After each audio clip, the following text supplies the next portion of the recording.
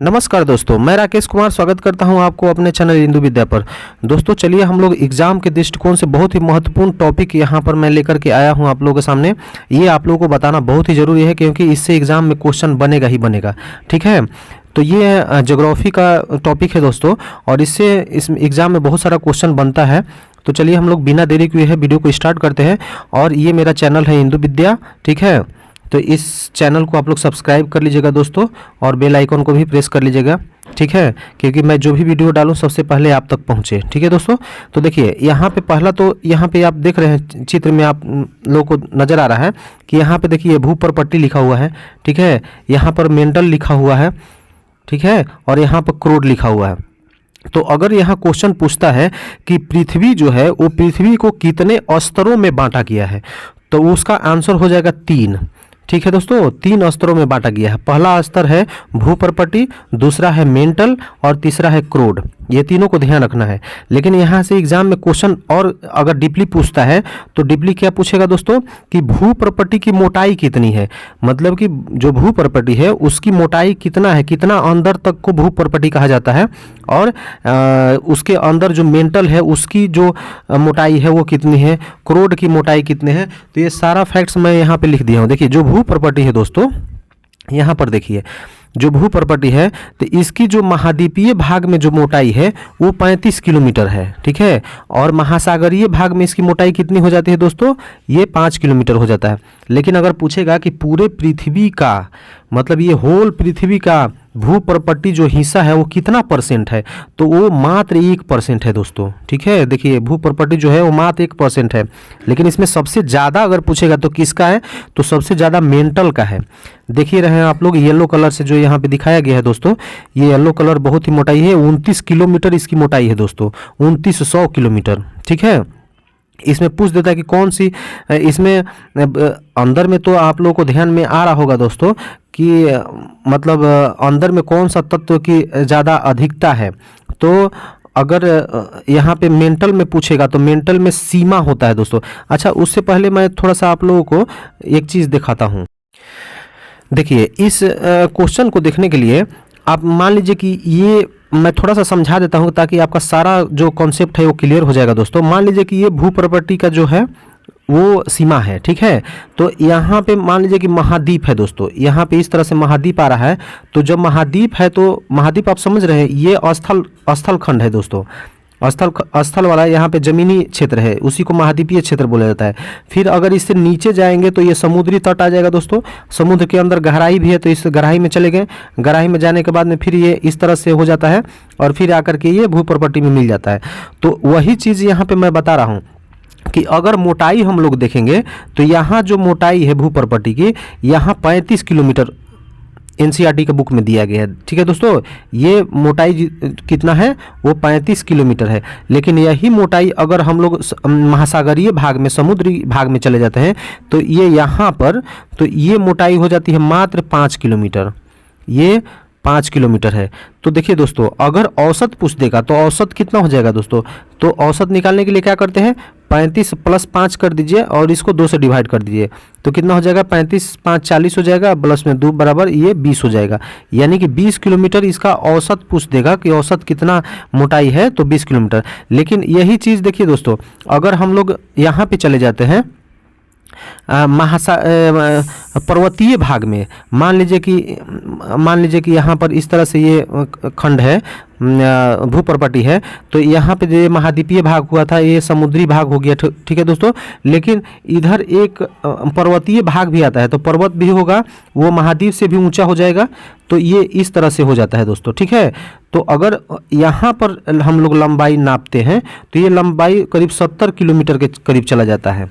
ठीक है, तो ये भी ध्यान रखिएगा, ये आंकड़ा दिया हुआ है एनसीईआरटी बुक में, तो ये इससे क्वेश्चन बनता है, ये आप लोग ध्यान रखिए। ठीक है दोस्तों, तो ये आप लोग समझ गए। अब चलिए हम लोग यहाँ पर देखते हैं।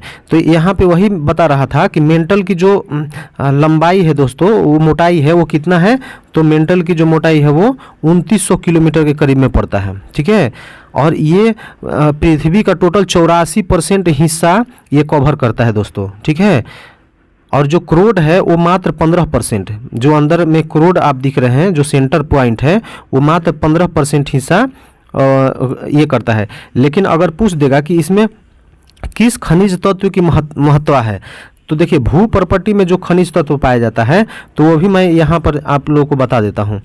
भू प्रॉपर्टी में तो देखिए ये जो भू प्रॉपर्टी है तो इसमें होता है सियाल। यहाँ पे क्या होता है दोस्तों, सियाल, उसको लिखते हैं SIAL, ठीक है। तो सियाल का मतलब होता है, SI का मतलब होता है सिलिकॉन और AL का मतलब होता है एल्यूमिनियम। तो जो भू प्रॉपर्टी है इसमें किस तत्व की ज़्यादा अधिकता है, तो इसमें सिलिकॉन और एल्यूमिनियम है। लेकिन वही मेंटल में अगर आप लोग चले जाते हैं तो वहाँ पे होता है सीमा। मेंटल में अगर चले जाएंगे तो वहाँ पे सीमा होता है। सीमा का मतलब होता है SI का मतलब होता है सिलिकॉन और MA का मतलब होता है मैग्नीशियम, ठीक है। और ये 84% हिस्सा कवर करता है। लेकिन अगर क्रोड में चल जाएंगे तो यहाँ पे होता है नीफे, NIFE, नीफे मतलब होता है निकल और फेरस, ठीक है दोस्तों, निकल और फेरस। इसका यहाँ पे मैं लिख दिया हूँ, इसका स्क्रीनशॉट आप लोग ले लीजिएगा। निकल और फेरस इसको नाम दिया गया है। तो चलिए इससे क्या क्या क्वेश्चन बनता है वो सारा क्वेश्चन हम लोग देखते हैं दोस्तों, और फिर वहाँ पे कॉन्सेप्ट हम लोग क्लियर करेंगे। हाँ देखिए यहाँ पहला क्वेश्चन है दोस्तों कि पृथ्वी के धरातल से, यहाँ पे क्या बोल रहा है कि पृथ्वी के धरातल से, ठीक है, से केंद्र की ओर जाने पर सही क्रम क्या होगा। अच्छा, ये जो मान लीजिए कि ये पृथ्वी है दोस्तों, हाँ, इस पृथ्वी का जो ये धरातल वाला भाग है, ये ऊपर वाला धरातल भाग है। तो इस यहाँ से अगर हम लोग अंदर की तरफ जाते हैं पृथ्वी के केंद्र की तरफ, यहाँ पे मान लीजिए कि सेंटर पॉइंट है, तो इधर अगर हम लोग आते हैं दोस्तों तो सही क्रम पूछ रहा है। तो आप लोग जानते हैं कि भू प्रॉपर्टी में क्या होता है, भू प्रॉपर्टी में सियाल होता है दोस्तों। देखिए यहाँ पे लिखा हुआ है सियाल, तो ये भू प्रॉपर्टी में आप लोग सियाल टिक कर लीजिए, ठीक है। और उसके अंदर में अगर हम लोग जाते हैं तो जहाँ पे मेंटल है तो उसमें मेंटल में क्या रहता है दोस्तों, मेंटल में सीमा होता है, सीमा यानी सिलिकॉन और मैग्नीशियम। हाँ, और कोर में चले जाते हैं तो नीफे उसको बोलते हैं, NIFE यानी निकेल और फेरस। तो सबसे ऊपर में क्या हो जाएगा, सबसे ऊपर में सियाल हो जाएगा, ठीक है दोस्तों। और उसके नीचे में क्या हो जाएगा, सियाल के बाद सीमा और फिर नीफे। तो इसका देखिए ऑप्शन नंबर B जो है वो सही हो जाएगा, सियाल, सीमा और नीफे, ठीक है। अच्छा, एक चीज़ यहाँ पे और भी जान लीजिए दोस्तों, यहाँ पे मैं एक चीज़ बता दे रहा हूँ कि जब ये यहाँ पे ये जो है इस तरह से महाद्वीपीय भाग हो गया और ये समुद्री भाग हो गया और ये आकर के ये यहाँ पर मिल जाता है, ठीक है। तो अगर यहाँ पर महाद्वीपीय भाग में पूछ देता है कि किस तत्व की प्रधानता है, मतलब किस टाइप का चट्टान वगैरह पाया जाता है, तो यहाँ पे आपको ग्रेनाइट चट्टान मिलता है दोस्तों। कौन सा चट्टान, ग्रेनाइट चट्टान। लेकिन यही समुद्री भाग में कौन सा चट्टान मिलेगा दोस्तों, इधर में, तो समुद्री भाग में आपको बेसाल्ट चट्टान मिलता है, बेसाल्ट, ठीक है। और आप लोग जानते हैं दोस्तों कि बेसाल्ट चट्टान में ही क्या क्या पाया जाता है, वो आपको वहाँ पे पेट्रोलियम पदार्थ पाया जाएगा, फिर गैस पाया जाएगा। तो इसीलिए आप लोग जानते हैं समुद्र से ही गैस निकाला जाता है और वहाँ से पेट्रोलियम पदार्थ निकाला जाता है। देखिए हम लोग इंडिया में सबसे फेमस है बॉम्बे हाई, वहाँ से गैस और पेट्रोलियम निकाला जाता है। तो बॉम्बे हाई कहाँ पे है दोस्तों, वो समुद्र के अंदर है, अरब सागर में है, ठीक है। तो और इस क्षेत्र में कौन सा ये पाया जाएगा आपको, अगर चट्टान का बात किया जाए या तत्व का बात किया जाएगा तो तत्व कौन सा पाया जाता है दोस्तों, चट्टान तो बेसाल्ट हो जाएगा, लेकिन तत्व कौन सा हो जाएगा, तो ये सीमा यहाँ पर हो जाता है, सीमा यानी सिलिकॉन और मैग्नीशियम। लेकिन अगर इधर भू प्रॉपर्टी क्षेत्र में जाएंगे तो इधर क्या पाया जाएगा, सियाल, SIAL, सियाल मतलब सिलिकॉन और एल्यूमिनियम। तो इतना सारा आप लोगों को फैक्ट्स मिल गया। अब आप लोगों को क्वेश्चन का जवाब देने में देखिए कितना आसानी होगा, ठीक है। चलिए हम लोग नेक्स्ट क्वेश्चन देखते हैं। वही इस फिगर में भी आप लोग देख सकते हैं, हाँ, यहाँ पर मेंटल है, यहाँ पे क्रोड है और सीमा है, ठीक है दोस्तों। तो चलिए हम लोग सेकंड क्वेश्चन देखते हैं। यहाँ बोल रहा है कि भू प्रॉपर्टी पर, देखिए यहाँ भू प्रॉपर्टी पर बोल रहा है, भू प्रॉपर्टी पर पाए जाने वाले विभिन्न तत्वों का मात्रा का अवरोही क्रम बताइए। अवरोही क्रम तो आप लोग समझते हैं कि पहले सबसे ज़्यादा होगा, जिस पदार्थ का सबसे ज़्यादा मात्रा होगा वो ये हो जाएगा, ठीक है, और उससे फिर कम होगा। जैसे मान लीजिए कि ये हो गया इस तरह से, इसको आरोही क्रम मतलब बड़ा से छोटा, छोटा से छोटा, छोटा से छोटा, इस तरह से ये होते जाता है। ठीक है दोस्तों, तो उसको आरोही क्रम हम लोग बोलते हैं। तो सबसे ज़्यादा अगर भू प्रॉपर्टी पर पूछेगा तो सबसे ज़्यादा कौन सा होता है? ऑक्सीजन होता है। ठीक है, उसके बाद कौन सा होता है? सिलिकॉन होता है। उसके बाद कौन सा होता है? एल्यूमिनियम, और फिर लोहा होता है। तो देखिए यहाँ ऑप्शन सी में ये सारा चीज़ दिया हुआ है। पहले ऑक्सीजन होगा, फिर सिलिकॉन होगा, फिर एल्यूमिनियम होगा, और फिर लोहा होगा। ठीक है दोस्तों, तो चलिए ये भी आप लोग को मिल गया इसका सही जवाब। अब यहाँ पर देखिए यही चीज़ मैं यहाँ पे लिख दिया हूँ। पहले सबसे ज़्यादा कौन सा होता है? पहले सबसे ज़्यादा ऑक्सीजन होगा, फिर सिलिकॉन होगा, फिर एल्यूमिनियम होगा, और फिर लोहा होगा। इसका स्क्रीनशॉट ले लीजिएगा। ठीक है दोस्तों, चलिए नेक्स्ट क्वेश्चन हम लोग देखते हैं। इसमें लिखा हुआ है कि निम्नलिखित में से कौन सा कथन सत्य है? ये सत्य कथन को बताना है। ठीक है, तो यहाँ पे इस क्वेश्चन को पढ़िए, पहले सत्य कथन को यहाँ पर बताना है। हाँ, तो यहाँ पे ऑप्शन नंबर ए में दिया हुआ है कि सियाल में ग्रेनाइट तथा नीस जैसे चट्टानों की प्रधानता होती है।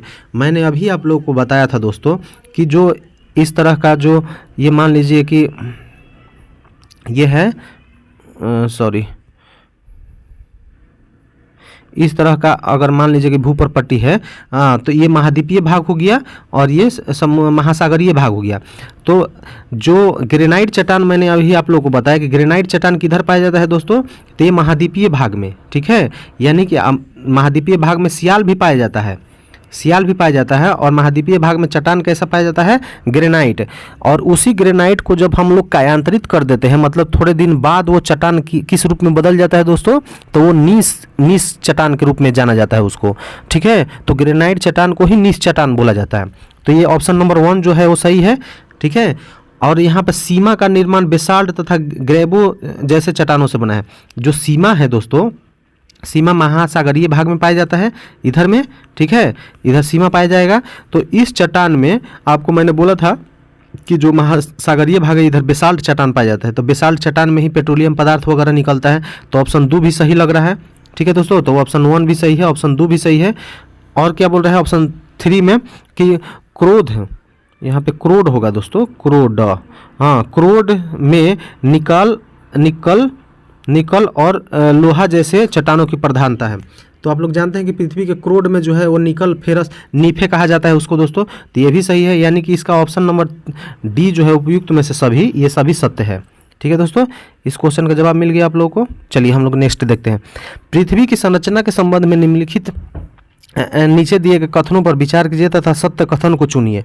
यहाँ पे सत्य कथन यहाँ भी बताना है दोस्तों। ठीक है, तो सत्य कथन बताना है आपको। तो यहाँ पर देख लीजिए, पहला में है कि महाद्वीपों में भू प्रॉपर्टी की मोटाई महासागरों से कम है। आप लोगों को ध्यान होगा दोस्तों कि इस तरह से जो मैं बताया अभी, महाद्वीप और ये हो गया महासागरीय भाग, तो महासागरीय भाग में तो ये मोटाई कम हो जा रहा है और महाद्वीपीय भाग में ज़्यादा है। लेकिन यहाँ पे उल्टा दिया हुआ है, यहाँ पे बोल रहा है कि महाद्वीपीय भाग में कम है और महासागरीय भाग में ज़्यादा है। तो ये गलत है। हाँ, तो इसका मतलब है कि ऑप्शन नंबर ए जो है वो गलत हो गया। चलिए बी में पढ़िए क्या है। पर्वतीय क्षेत्रों में भू प्रॉपर्टी की मोटी सबसे कम होती है, मोटाई सबसे कम होती है। पर्वतीय भाग, यहाँ अगर पर्वत और दे दिया जाए तो पर्वतीय भाग में तो ये 70 किलोमीटर तक पहुँच जाता है दोस्तों, 70 किलोमीटर तक। तो ये भी ऑप्शन जो है वो गलत है। ठीक है, क्योंकि ज़्यादा होता है, यहाँ पे कम लिखा हुआ है। ठीक है, अगर नेक्स्ट ऑप्शन देखते हैं तो महासागरों के नीचे भू प्रॉपर्टी बेसाल्ट चट्टानों से बना है। हाँ, ये सही लग रहा है दोस्तों। देखिए महासागरों के अंदर जो है यहाँ पे बेसाल्ट चट्टानों से बना है, ये तो सही है क्योंकि उसी में पेट्रोलियम और क्या पाया जाता है दोस्तों, गैस वगैरह पाया जाता है। हाँ, तो ये आपका सही हो जाएगा, यानी कि ऑप्शन जो सी है वो सही है। सत्य कथन को ही बताना था दोस्तों, तो ऑप्शन नंबर सी जो है वो सही हो जाएगा। ठीक है, चलिए हम लोग नेक्स्ट क्वेश्चन देखते हैं। नेक्स्ट में है कि पृथ्वी के केंद्र में पाए जाने वाला चुंबकीय पदार्थ कौन सा है। अच्छा, केंद्र में क्या पाया जाता है दोस्तों? इस तरह से अगर पृथ्वी है दोस्तों तो उसके केंद्र में क्या पाया जाता है दोस्तों? यहाँ केंद्र में निकेल और फेरस पाया जाता है, यानी कि नीफे में क्या होता है? निकल तथा फेरस मतलब हिंदी में उसको बोला जाता है लोहा। निकेल और लोहा पाया जाता है। ठीक है दोस्तों, तो यहाँ पे देखिए बोसाल्ट दिया है, निकल दिया है, ग्रेनाइट दिया है, तांबा दिया है। तो इसका ऑप्शन नंबर जो जो बी होगा वो सही हो जाएगा, क्योंकि निकल पाया जाता है। चुंबकीय पदार्थ वही है पृथ्वी के केंद्र में। ठीक है दोस्तों, चलिए हम लोग नेक्स्ट क्वेश्चन देखते हैं। नेक्स्ट क्वेश्चन में है कि धरातल से भूगर्भ की ओर जाने पर तापमान में वृद्धि की दर क्या है। यहाँ पर देखिए, ये जो धरातल है दोस्तों, ये धरातल से कहाँ पे जा रहा है। मान लीजिए कि ये पृथ्वी है, ये मान लीजिए पृथ्वी है, तो पृथ्वी का धरातल कौन सा है, ये वाला भाग धरातल हो जाएगा दोस्तों। तो यहाँ से केंद्र की ओर बोल रहा है कि केंद्र की ओर हम लोग अगर जाएंगे, यहाँ पे सेंटर पॉइंट है, पृथ्वी का केंद्र है, तो तापमान की वृद्धि का दर क्या है। तो देखिए, अंदर आप लोग जानते हैं कि पृथ्वी के जो अंदर वाला भाग है, इसमें जो लोहा और निकल है वो लिक्विड अवस्था में पाया जाता है। और लिक्विड अवस्था में क्यों पाया जाता है दोस्तों, क्योंकि वहाँ पर तापमान बहुत ज़्यादा है। तो बहुत ज़्यादा तापमान रहने के कारण लोहा पिघला हुआ अवस्था में पाया जाता है दोस्तों। और वही जो आप लोग देखोगे, जो जब ज्वालामुखी फटता है दोस्तों, तो उसमें से बहुत सारा निकलता है, उसमें लोहा या एल्युमिनियम या कुछ भी चीज़ है, तो वो जब निकल के बाहर निकलता है तो वो तरल एकदम लिक्विड टाइप का गलते हुए निकलता है। तो आप लोग तो कहीं ना कहीं देखा होगा दोस्तों। ठीक है, तो इसका मतलब ये साफ है कि पृथ्वी के केंद्र की तरफ अगर जाएंगे तो हम लोग तापमान में वृद्धि होगा। लेकिन वही चीज़ अगर पृथ्वी के धरातल से ऊपर की तरफ जाएंगे तो तापमान घटता है दोस्तों। इधर क्या होगा, तापमान में कमी आएगा। ठीक है, ऊपर जाने पर। लेकिन अगर हम लोग नीचे जाते हैं पृथ्वी के अंदर, तो नीचे जाने पर तापमान में वृद्धि होता है। ये भी आप लोग ध्यान रख लिए। ठीक है, तो इसका दर क्या है, वो दर बताना है कि कितना दर से वो वृद्धि करता है और कितना दर से वो उसमें कमी आता है। तो ये चीज़ मैं बता दूं आपको कि जो यहाँ पर जो वृद्धि करता है उसका दर है दोस्तों कि 32 मीटर अगर अंदर जाएगा, 32 मीटर अगर अंदर जाएगा तो 1 डिग्री सेल्सियस तापमान में वृद्धि हो जाएगा। ठीक है, तो इस आंकड़ा को याद रखिए। तो इसका सही आंसर क्या हो जाएगा, ऑप्शन नंबर सी, 1 डिग्री प्रति 32 मीटर। ठीक है, लेकिन अगर वही चीज़ पृथ्वी पर ऊपर जाएगा दोस्तों, पृथ्वी पर ऊपर जाएगा तो ऊपर जाने के क्रम में क्या होता है कि तापमान में कमी आता है। तो कितना का कमी आएगा, तो 1 डिग्री सेल्सियस कमी आता है 165 मीटर ऊंचाई तक जाने में। ठीक है दोस्तों, अगर 165 मीटर ऊंचाई पर चले जाते हैं तो 1 डिग्री तापमान में कमी आ जाएगा। ठीक है दोस्तों, तो चलिए इस क्वेश्चन का भी जवाब आपको मिल गया। नेक्स्ट क्वेश्चन है दोस्तों कि पृथ्वी के केंद्र कोर में, कोर कहाँ पे है, वो सेंटर पॉइंट का बात कर रहा है दोस्तों। जो पृथ्वी के अंदर कोर है, तो तीन परत है पृथ्वी का। पहला परत है ये, दूसरा परत हो गया, और सबसे अंतिम जो परत है वो कोर है। तो जो कोर में कौन सा पदार्थ का अधिकता है दोस्तों, तो नीफ है, उसको निकेल और फेरस कहा जाता है। तो निकेल और फेरस किस में है ऑप्शन में, ऑप्शन नंबर सी में। इसका सही आंसर हो जाएगा ऑप्शन नंबर सी। ठीक है दोस्तों, चलिए हम लोग नेक्स्ट क्वेश्चन देखते हैं। यहाँ बोल रहा है कि महासागरों तथा समुद्र में ज्वार भाटा किस कारण से आता है। अच्छा, ये बताइए कि महासागर जो है उसमें ज्वार भाटा किन कारणों से आता है। तो पहला तो आप लोग जानते हैं कि सूर्य के गुरुत्वाकर्षण के कारण। हाँ, दूसरा आप लोग जानते हैं कि चंद्रमा के गुरुत्वाकर्षण का मतलब क्या है दोस्तों, खिंचाव। हाँ, चंद्रमा के गुरुत्वाकर्षण के कारण भी समुद्र में ज्वार भाटा आता है। लेकिन इसमें ऑप्शन में सी में दिया है कि पृथ्वी के अपकेंद्रीय बल के कारण। तो यहाँ पे एक चीज़ मैं आप लोगों को बता दूं। ठीक है, यहाँ पे मान लीजिए कि ये सूर्य है दोस्तों, यहाँ पे ये सूर्य है, बीच में हम लोग यहाँ पे चंद्रमा बना लेते हैं। ठीक है, और लास्ट में इधर हम लोग पृथ्वी बना लेते हैं दोस्तों। ठीक है, ये इस तरह से जानिए कि ये अर्थ है, ये अर्थ हो गया, ये मून हो गया, और ये क्या हो गया, सन हो गया। ठीक है, तो यहाँ पे मान लीजिए कि पृथ्वी, ये पृथ्वी है, तो पृथ्वी का जो इधर भाग में मान लीजिए कि ये जल है, तो ये जल का जो खिंचाव होगा वो चंद्रमा की तरफ होगा दोस्तों।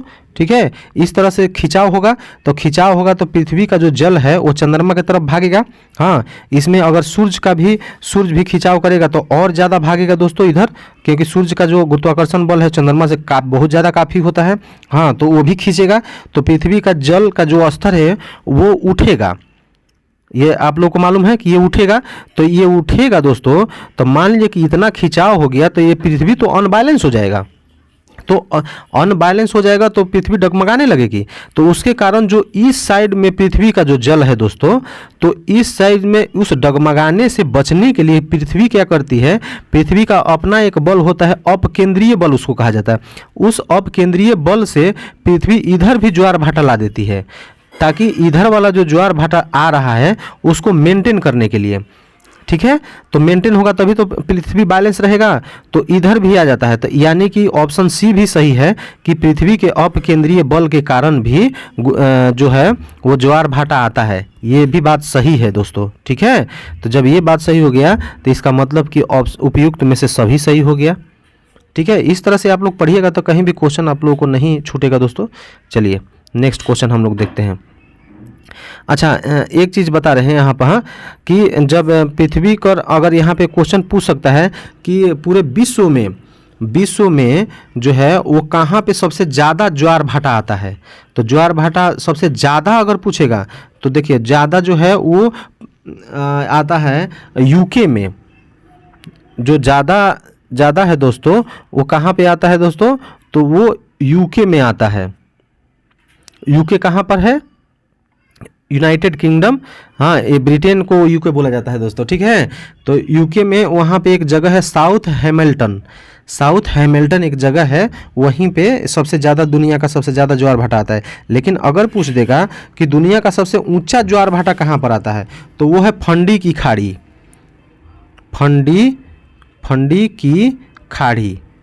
खाड़ी में दुनिया का सबसे ऊंचा ज्वार भाटा आता है दोस्तों। लेकिन अगर पूछ देगा कि भारत में सबसे ज़्यादा कहाँ ज्वार भाटा आता है, तो ये भारत के मैप में हम लोग देख लेते हैं। देखिए यहाँ पे ये गुजरात वाला क्षेत्र है दोस्तों, ये गुजरात वाला क्षेत्र है। तो यहाँ पे अगर सबसे ज़्यादा ज्वार भाटा आएगा तो उसमें 2 ऑप्शन दिया रहेगा। पहला क्या रहेगा, यहाँ पे जो कच्छ का खाड़ी है दोस्तों, हाँ, वो कच्छ का खाड़ी दिया रहेगा, और नहीं तो यहाँ पे खंभात का खाड़ी दिया रहेगा। तो ये दोनों में से कोई ऑप्शन में देता है तो उसको लगा दीजिए, ठीक है। क्योंकि सबसे ज़्यादा ज्वार भाटा हुआ है, वैसे तो कच्छ का खाड़ी में आता है, लेकिन अगर कच्छ का खाड़ी ऑप्शन में नहीं रहे और खंभात का खाड़ी दिया हुआ रहेगा तो दोनों में से कोई एक हो जाएगा, ठीक है दोस्तों। चलिए हम लोग अब नेक्स्ट वीडियो आएगा तो उसमें हम लोग बाकी का चीज़ देखेंगे, ठीक है दोस्तों। तो अभी तक आप लोगों ने मेरे चैनल को सब्सक्राइब नहीं किया तो सब्सक्राइब कर लीजिए दोस्तों।